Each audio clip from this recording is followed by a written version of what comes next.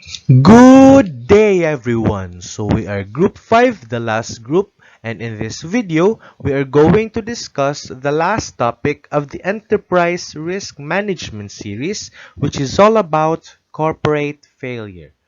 So to begin with, there are a lot of major issues regarding different principles concerning corporate successes and failures. So arising during these present times. So this is for both under the academe, specifically the different departments which handle corporate management courses rather, like the ones we are taking right now, BSMA, under the Department of Accountancy, as well as those practitioners in the field. So these principles may either help the organizations prosper and grow, or if not, it can lead to its demise. Also, in this video, my fellow reporters will be having an in-depth discussion about the different reasons why corporate failures happen, as well as the different methods in predicting that a failure is at hand for these organizations. So the two logos of companies flashed on your screens unfortunately encountered these what we called corporate failures. So allow me to explain to you what happened with these companies. So first we have the Enron company. We have heard the issue of Enron a million times already. This was widely used by our audit instructors back then in explaining auditors' responsibilities regarding fraud. So, the corporate scandal or the fraud made by its forerunners, specifically its own CEO and CFO, in manipulating their financial information, led the company to its own downfall.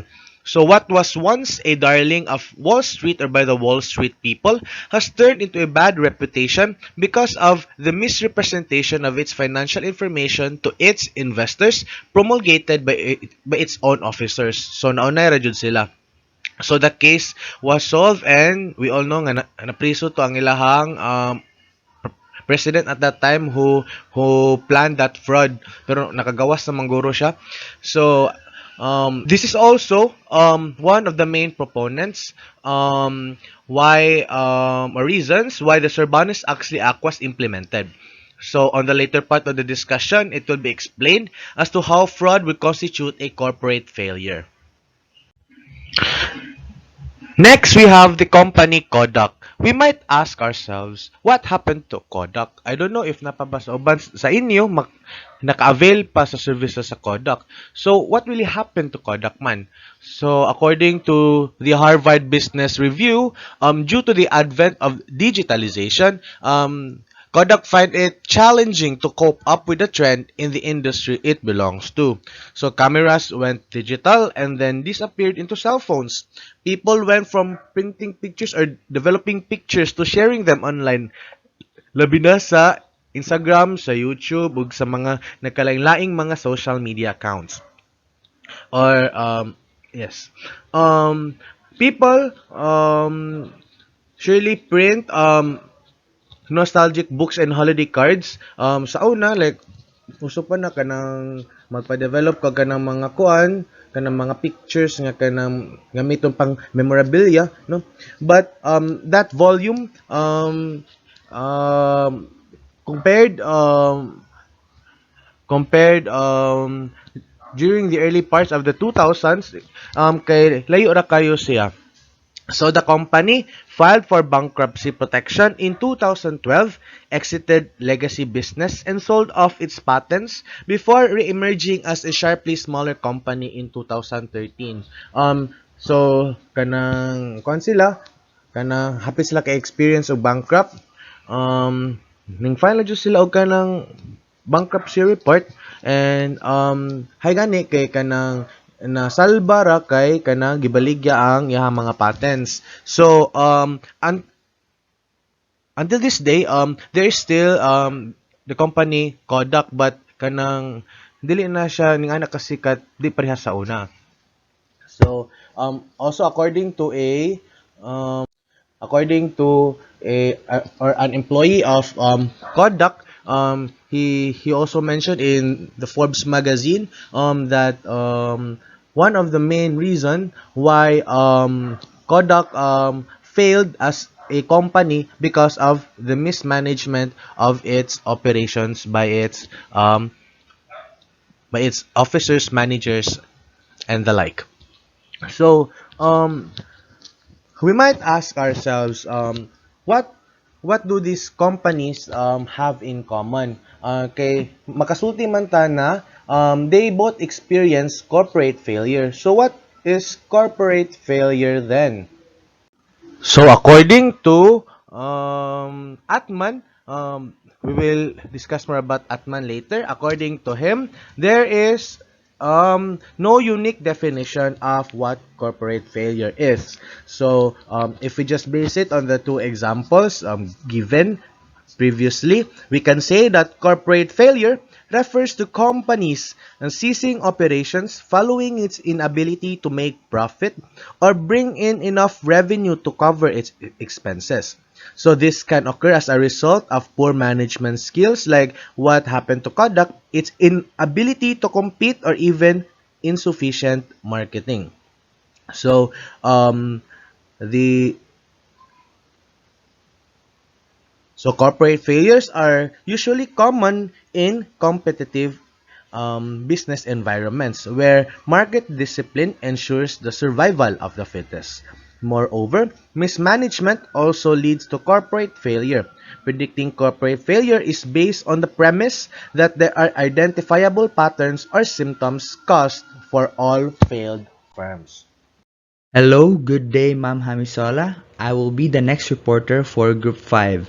I am Mon Anthony Valmoria and I will be talking about the symptoms of corporate failure. So, the symptoms are interrelated and it starts with a company experiencing low profitability. So, low profitability, let's say the main purpose of companies and businesses is to earn. And when it is not earning as much or when it is earning low, definitely it becomes a symptom of its failure. So when we say low profitability, it is primarily a result of excessive operating costs, inadequate revenue, or in most cases, it is a combination of both. So inefficient operating practices might lead to this, and it can also be correlated to the poor utilization of the assets. Next is high gearing. So the company has a large proportion of debt versus equity. So conversely, a low gearing ratio means that the company has a small proportion of debt versus equity. So this means that it is also a sign of corporate failure as it renders the company of high debt, meaning the company might be losing because it has too many debts. And lastly, the last symptoms of corporate failure is low liquidity. So, low liquidity happens when the company can't pay debts as quick as possible, or it has less cash on hand, or liquid assets, or it is low or tight liquidity. It is when the cash is tied up in non-liquid assets, or when interest rates are high. So, since this makes it expensive to take out loans. So all these all these symptoms of corporate failure, low profitability, high gearing, and low liquidity are all interrelated in a sense that a downward trend in profitability will raise the issue whether or for how long the company can tolerate a return on capital that is below its cost of capital. If profitability problems become preoccupying, the failing of the company may seek additional funds and working capital by increasing its borrowings. Uh, whether in the form of let's say short-term and long-term debt. So this increases the company's gearing. Since the higher proportion of borrowed funds, the higher the gearing within the capital structure, it is the increased debt burden, and this may then aggravate the situation, particularly if the causes of the decreasing profitability has not been resolved. The worsening profit situation must be used to finance an increased burden of interest and capital repayments. In the case of a publicly quoted company, this means that the fewer and the fewer of the funds will be available to finance dividend payments. It may become impossible to obtain external credit or raise further funds or equity funds. So next would be these are the ratios to be used to determine if the company is having its symptoms of its failure. So this would be the profit margin, the return on capital expenditure, and the return on net assets. So confidence in the company as an investment may wither away, leaving the share price to collapse. If the company is sound, for instance, but ineptly managed, the best that can be hoped is for a takeover bid for what may be now a significantly undervalued investment. At this point, a company may not be really failing, but unfortunately, more often rescue attempts are not mounted. This may be because the company's management does not recognize the seriousness of the situation or is by now too heavily committed or too frightened to admit the truth to its stakeholders. When refinancing is attempted profits, it is failing to cover payments, leading to cash flow crisis. And I think that would be all for my part. Thank you and have a great day. Good day. My name is Lawrence Stefan Abarquez, and I will be discussing the first part of corporate distress analysis, its causes. So, what are the causes that cause corporate distress? So, first is technological causes. As we all know, old technology is replaced by new technology. There's a failure to exploit information technology and production technology, ultimately causing a company or an industry to fail.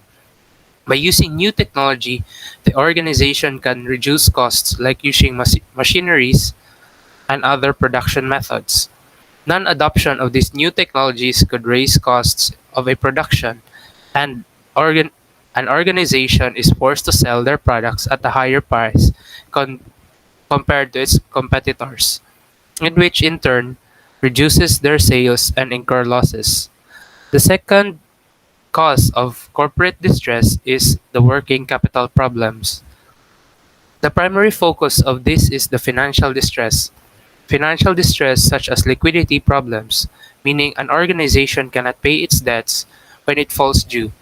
Another example of financial distress is the loss of customers due to changes in preferences, behavior, or bankruptcy. Events such as this causes changes in the working capital of a company, as these changes may affect a company's working capital. Next is economic distress. This is an external cause and cannot be avoided by multiple businesses in an area. A level of activity in a certain area may be affected by outside factors such as pandemics, changes in government regulations, natural catastrophes, and terrorism, and thus negatively affecting multiple firms in an area. A recent example of this is the COVID-19 pandemic, which caused multiple businesses to shut down due to lockdown and health and safety protocol restrictions. The fourth cause of corporate distress is mismanagement. Managers assigned for a role may lack knowledge and experience to fulfill a certain function, which could lead to them making poor decisions, and eventually the organization ends up in failure. Another example is conflict within inter-department goals. Managers tend to focus on the decisions made by each department instead of the overall goal of the organization. The other half of the causes of corporate distress is composed of overexpansion and diversification, fraud by management, a poorly structured board, and financial distress. Let's start with overexpansion and diversification. So what is overexpansion and what is diversification? Overexpansion happens when a business starts to rapidly expand to more than it can handle and is a business scaling miscalculation, while diversification is a growth strategy that involves entering into a new market or industry, one that your business doesn't currently operate in. Diversification may sound good on paper, but it actually has disadvantages which become more apparent the smaller the business is, like the need of resource and skill diversion. Diversifying too quickly will destabilize the business. This, along with overexpansion, can sometimes be too much for the business to handle and will cause corporate distress. These problems mainly stem from the management doing things too quickly for their own benefit or just an overall lack of knowledge within the field. Speaking of corporate distress causes which stem from management, another one is fraud by those in position. There are a lot of ways a personnel can commit fraud. The general idea is that a fraudulent act happens when an employee embezzles or tries to embezzle the assets of a business. Companies can prevent fraud by assigning rules and policies for everyone to follow while also keeping in check the ins and outs of the business thoroughly. A poorly structured board can also be the cause of corporate failure. Of course, as the governing body and the soul of the company, it is important that the board of directors are composed of people who are competent and who can adapt and handle various situations, which always puts the company at first.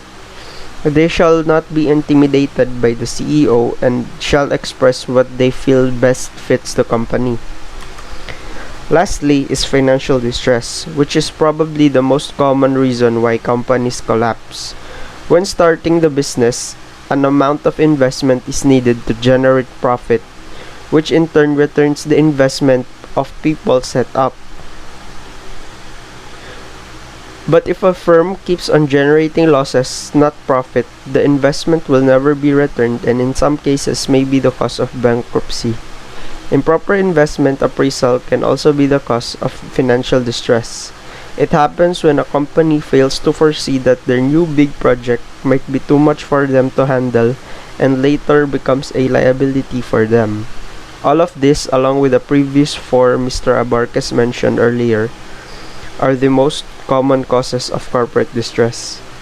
Hello, this is Lawrence Stefan Abarques, and today we will be discussing the causes of sickness in a project. So, what is a cause of sickness in a project? An industry could find trouble when planning or implementing a certain project. There are two types of this. First is the internal, where the cause is identified internally and the company has control.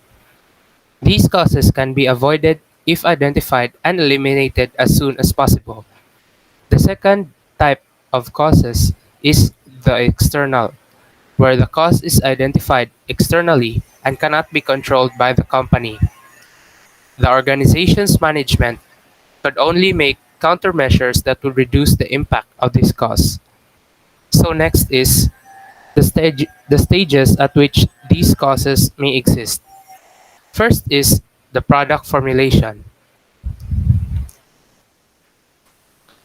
So the product formulation, these are also known as ill-conceived projects.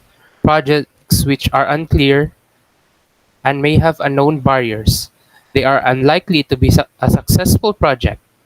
Only few existing players because these players have their own internally built advantages over their competitors. The best thing to do is to plan ahead the present and the future of the project.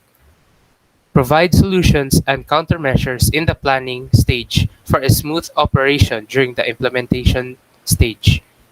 When a project takes a long time to be implemented, it will result in time overrun, or the condition where the project does not finish within the designated schedule. It will then be followed by cost overrun or simply put the lack of budget for the extra days covered due to the delay. What causes these delays may be due to the following problems. First is promoters may not be in a position to bring funds in time, especially if it's an urgent request for those funds. Second, loan disbursements may be delayed if the promoters are not able to comply within major terms and conditions of the loan argument or agreement. It is best to cater this kind of problems long before the start of the project to avoid any disputes. Third, the cost of components might be underestimated as the personnel who canvassed the price did not expect for a price escalation. It is best to allocate a budget for these components who might possibly inflate their prices in the future. 4. Delay of approval when it comes to local bodies such as power and water. Hence, the need of advanced meetings with these local bodies. Fifth is when more than one institution is funding the project. There might be delays in tying up financial arrangements with different institutions. 6. Changes during the implementation which should be avoided as much as possible. Finalizing plans at the planning stage will be most ideal. 7. Overspending on non-productive assets. Cost overrun itself can delay implementation and will continue to cause more cost overrun the longer the delay in the implementation is. 8 is the adverse foreign currency exchange rate fluctuations. To avoid these delays, there should be a well thought out plan which considers factors such as time, money, approvals, labor, and other extra resources. Past implementation, specifically the production stage, there are also hazards that bring sickness for the project. An increase in production might be due to inflation in raw materials. A decrease in quantity might mean labor or machinery errors. Same goes for the lowered quality of goods. While it can also be too much production with no sales. Here are the models that predict corporate failure. First is the Beaver model, second, Blue Mark's failing company, third, Altman Z-score model, fourth, Willcox model, and last is the LC Gupta model. Beaver model of 1966 by William H. Beaver. So there are financial ratios that the model relied on. So first is the cash flow to total debt, second is the net income to total assets, third is the total debt to total assets, fourth is working capital to total assets, fifth is the current ratio, and sixth is the no credit interval. So in this model, they demonstrated financial ratios that can be useful in the prediction of firm failure, financial distress, and bankruptcy prediction model. So the second model to predict the corporate failure is the Bloom Mark's failing company model. So it was developed by Mark Bloom. It was applied to a pair sample of 115 failed and 115 non-failed firms to determine the accuracy of the model.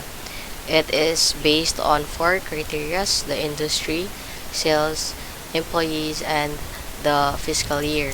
So in this type of model, it is to assess the probability of a business failure. And the operational definition of failure in the study was used that inability to pay debts as they become due, entrance into the bankruptcy or explicit agreement with creditors to reduce debts. Bloomberg treated the business firm as a reservoir of financial resources and described its probability of failure in terms of expected flow of these resources. From cash flow framework, other being equal, the probability of failure is more likely first. The smaller the reservoir, the smaller the inflow of resources from operations in both short run and long run. Third is larger the claims on resources by creditors. Fourth is the greater the outflow of resources required by operations of business. And lastly, the more failure-prone the industry location of firm's business activities are expected to be. So the third model is the Altman Z-score model. It is developed by Edward H. Altman. It developed a multivariate model of corporate distress prediction on the basis of multiple discriminant analysis. He has an international reputation as well as an expert on corporate bankruptcy, high-yield bonds, distressed debt, and credit analysis. The best predictors of corporate distress of this model is to measure first, the liquidity position of the firm. Second is the reinvest of earnings of the firm. Third is the profitability of the firm. Fourth is the financial leverage condition of the firm. And lastly is the sales generating ability of the firm's asset. It is the same with the previous model, which is the beaver model, where they express their terms of the financial stability of the firm through financial ratios. But in this type of model, we are measuring five types of financial ratios for the stability of the company. So this is the Altman Z-score model. It is to measure how closely a company resembles other companies that filed for bankruptcy, and according to studies, the model showed an accuracy of 72% in predicting bankruptcy in 2 years before it occurred and returned a false positive of 6%. So as you can see in the image presented in the PowerPoint, there is three colors: the distress zone, gray zone, and the safe zone. So for the distress zone, it is the probability of financial disaster within time period. So it is within a score of 0 to 1.8. For the gray zone, it means that it has a good chance that the company will go bankrupt in the next 2 years within a score of 1.8 to 3.0. And for the last zone, which is the safe zone, it means that the company is financially healthy, with a score range of 3.0 to 4.0.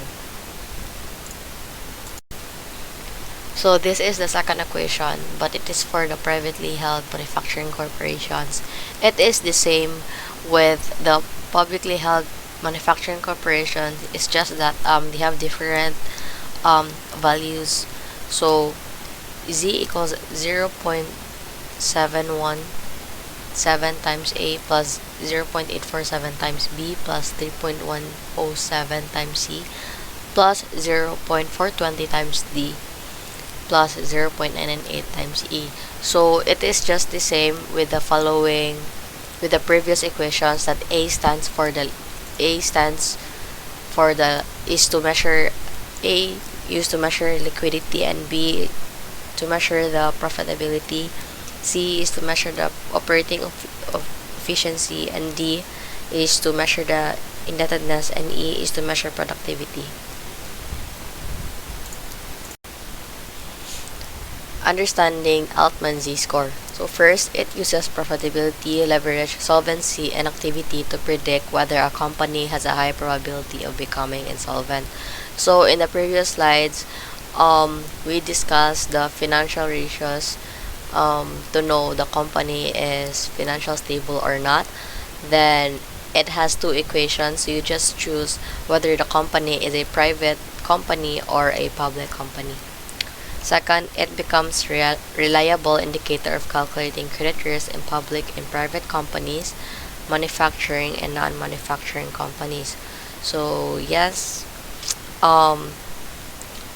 just substituting the given equation, so you will know a certain company is financial stable or not. So that's it. Thank you so much for introducing the theoretical aspect of the Altman's Z-score model, Steffi, and also for talking about the Blum-Marx failing company model and the Beaver model. These models are used to predict the failure of a company. And since you already talked about the theoretical aspect of Altman, now I will be dealing or dwelling about the problem solving or the illustrative problem of Altman, as you can see in your right in front of you guys. So my name is Blanche or Christine Blanche Rizal, and I will be discussing the Altman Z-score model. I will be giving an illustrative example for that model, and also for the fourth and fifth models that also predict corporate failure. These models are namely the Willcox model and the LC Gupta model. So let's start first with this one. As you can see, we will be talking about the financial statements of a company called Bill's Boats.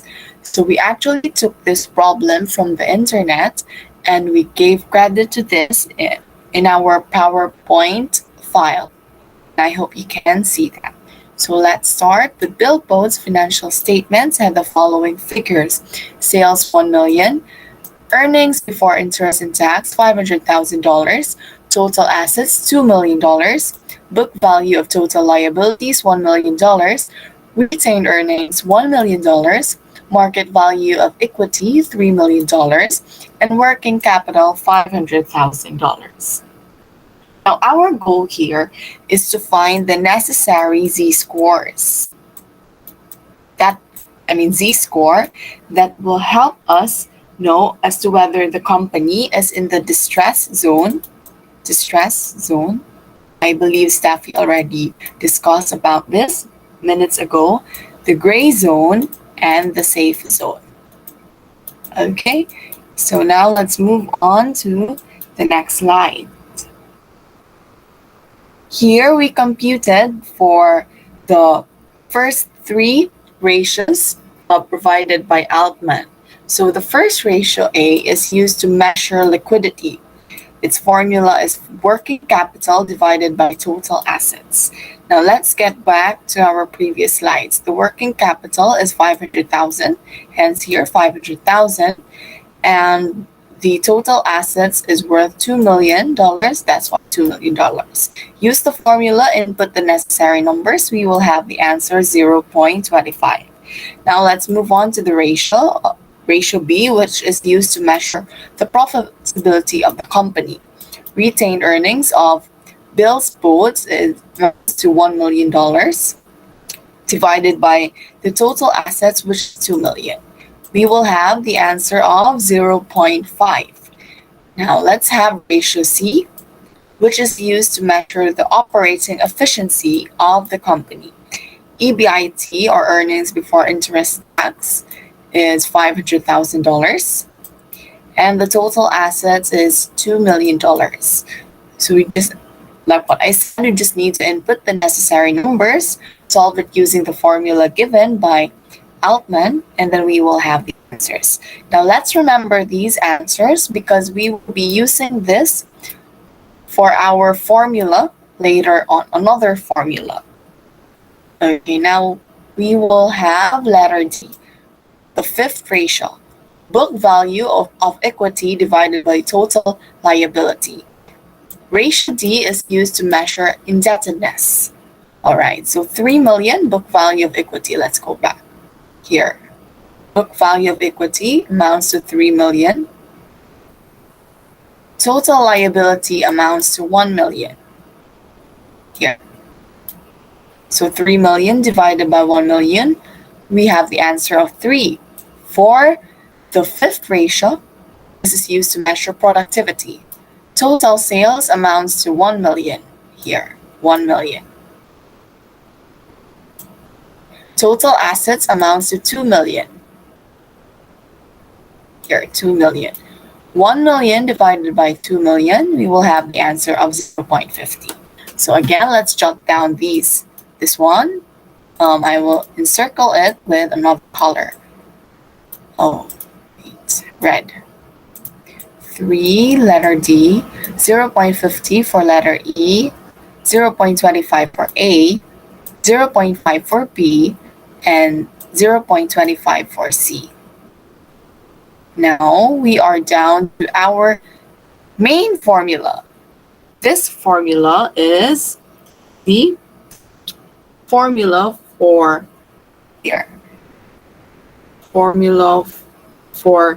measuring publicly held manufacturing corporations with a net worth of less than $1 million. Again, this is the formula used for publicly held manufacturing corporations with a net worth of less than $1 million. So Staffy also introduced this in her previous slides. Let's get back to that. This one. On slide 26. This is the formula that we will be using, assuming that Bill's Boats Company is a publicly held manufacturing corporation that has a net worth of less than $1 million.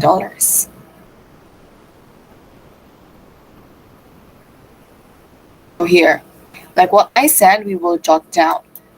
The answer for ratio A is 0.25. For ratio B, the answer is 0.50. For ratio C, the answer is 0.25. For ratio D, the answer is 0.60.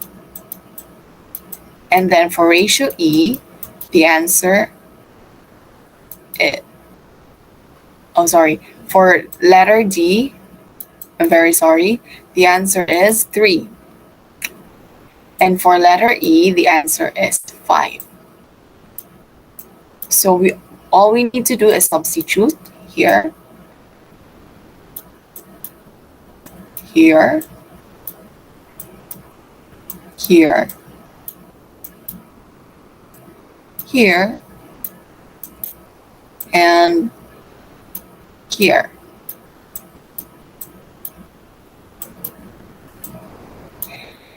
1.2 times 0.25 plus 1.4 times 0.50 plus 3.3 times 0.25 plus 0.60 times 3 plus 1.0 times 0.50. Please take note that these, I will check them using a purple marker, are constant numbers provided by Edward Altman. And then these, the one that I will be encircling again in red, are the numbers that we have solved in the previous slides.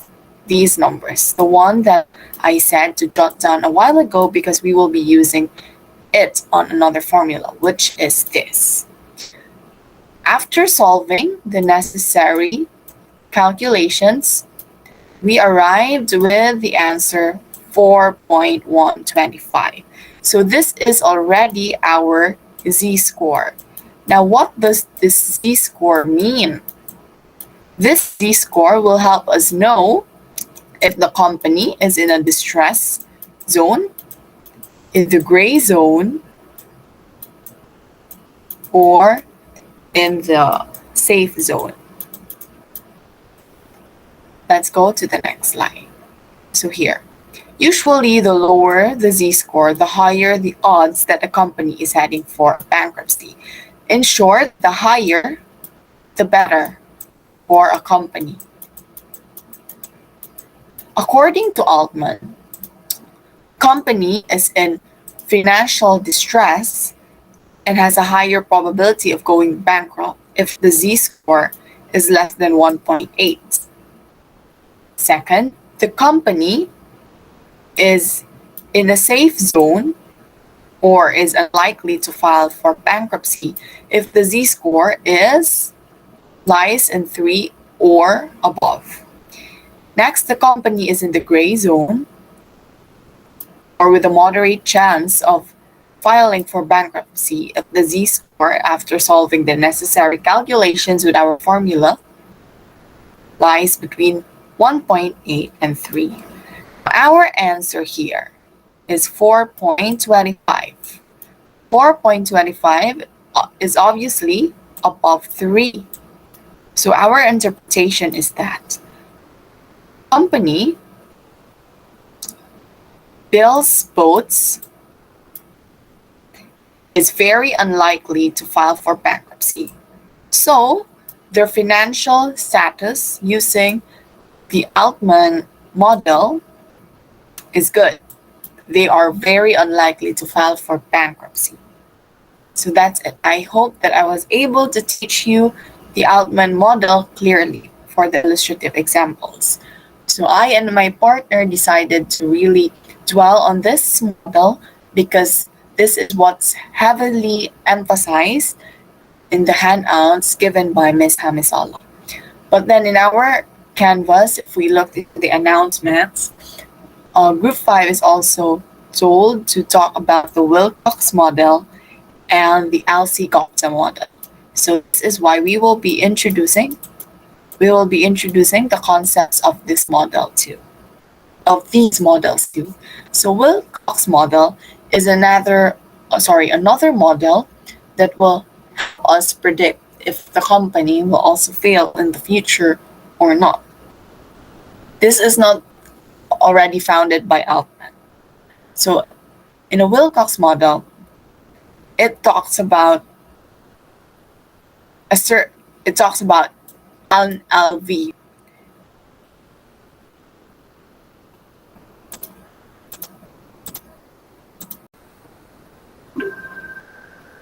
So now let's talk about the Willcox model.